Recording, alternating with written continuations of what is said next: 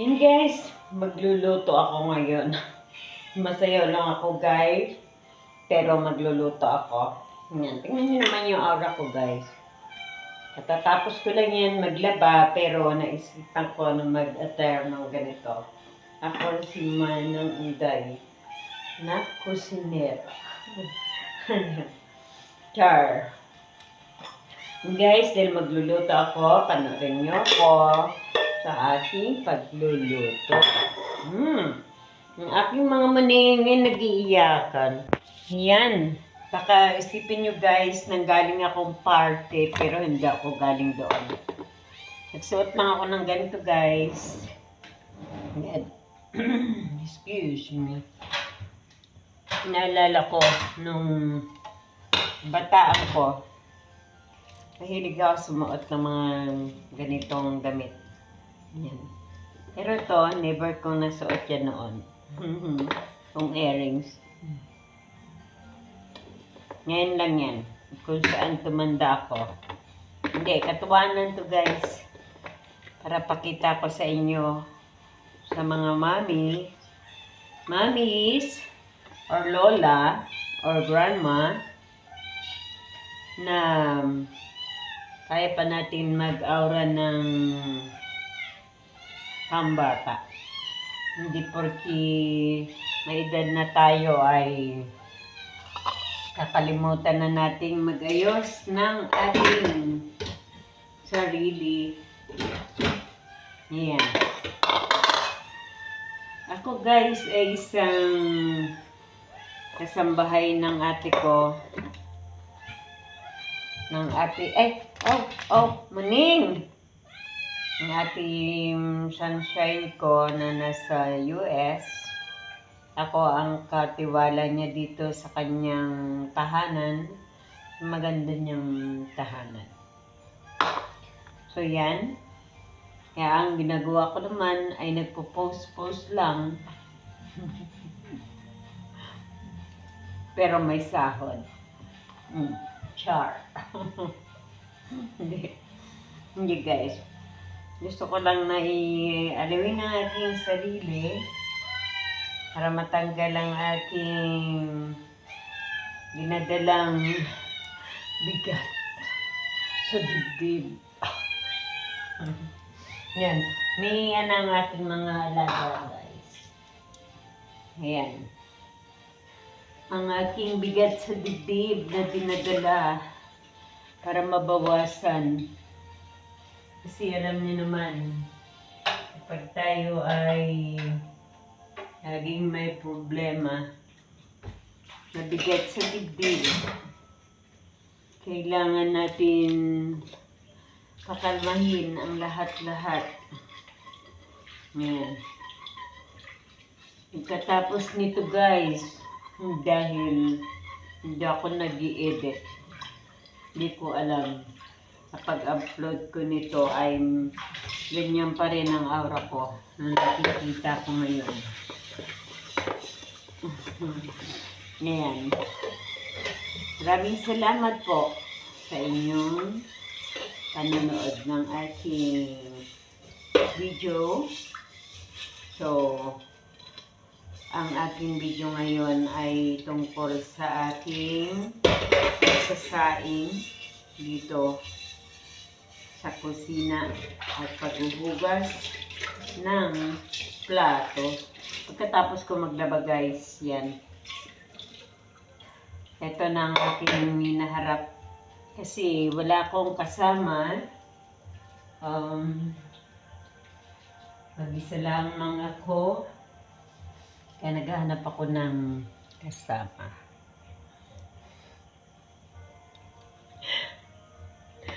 Ay, nako guys. Huwag niyong patulan si Inday. Baka masira ang buhay mo. Hindi. Char. Char lang guys. Huli na ang lahat. Para sa labing-labing.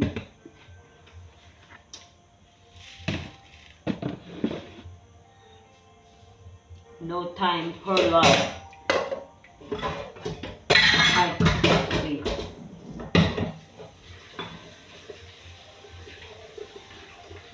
because this time to cook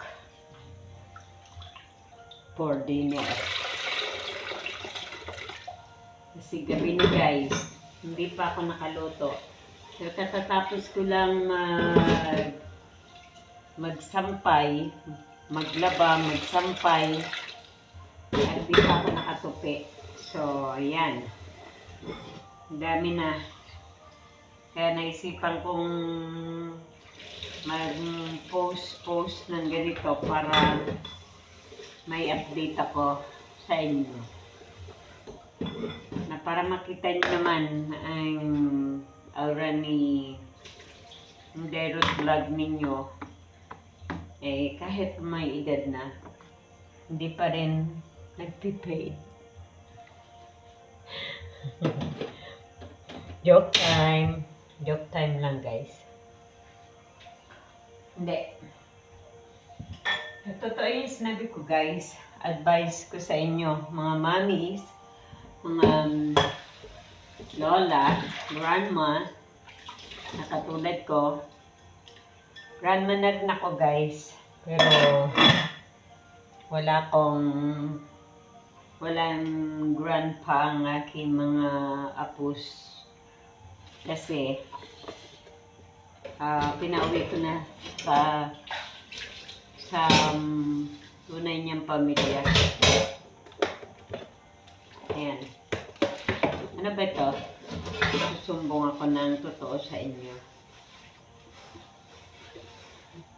Nagsasabi ako ng totoo guys. This is a real true life story ni Inday Vlog. Hindi sa totoo lang guys, isa akong single mom. Pero nakaya kong sabihin ang aking mga anak kahit na mahirap ay kinaya.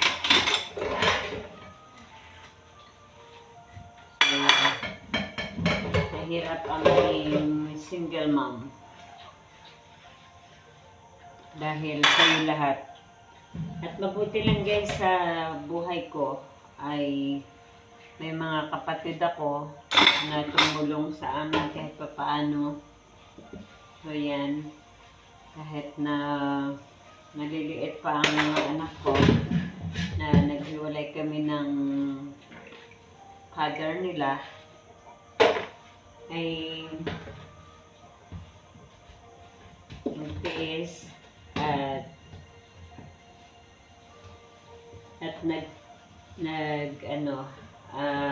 tinaguyod ang anak at minahal ang mga anak. Pero talagang nagkukulang pa rin kasi merong mga anak na hindi mo alam kung bakit sila nagiging wild or nagiging palaban. Yun ang hindi ko naitanong sa kanila na sa ngayon na may sarili na silang pamilya, pero okay pa rin.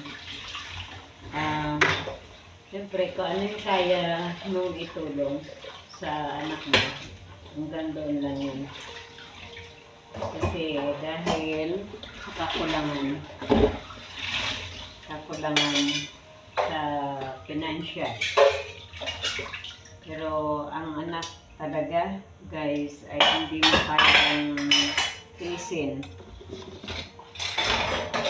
At mabuti lang, mga anak ko ay madiskarte sila sa buhay, may diskarte. Ayan. Trabaho, na regular sa trabaho,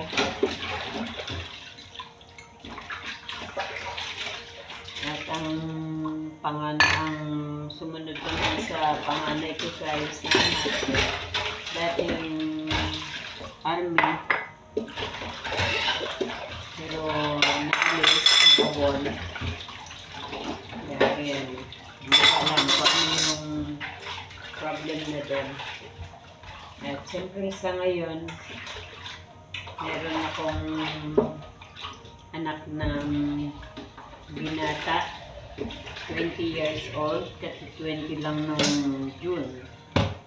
June 7. Ang anak, dalawa silang June, guys.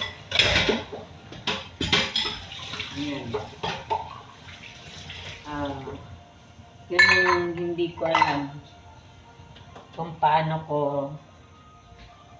didisiplinahin na sumunod sa tama, sumunod sa lahat ng sinasabi ko. Dahil ang sabi ko sa kanya, hindi habang buhay na kasama niya ako, lalo pa, may edad na rin ako, may age of 50 ngayon, single mother pa rin, pero eto, pa-enjoy lang. Dahil dyan kayo na aking mga viewers at followers, shout out sa inyong lahat ng mga viewers at followers ko. Yan. Kaya kailangan maging feeling softly tayo. Ano na pinagsabi ko. Pero totoo yung sinabi ko, guys. Yan ang kwento ko sa buhay. So abangan nyo yung susunod kong ikikwento sa inyo. Bye-bye, guys. Love you. And subscribe my YouTube channel kung bago ka sa channel ko, Inday Ruth Vlog. Sana po, don't skip the ads. Babu!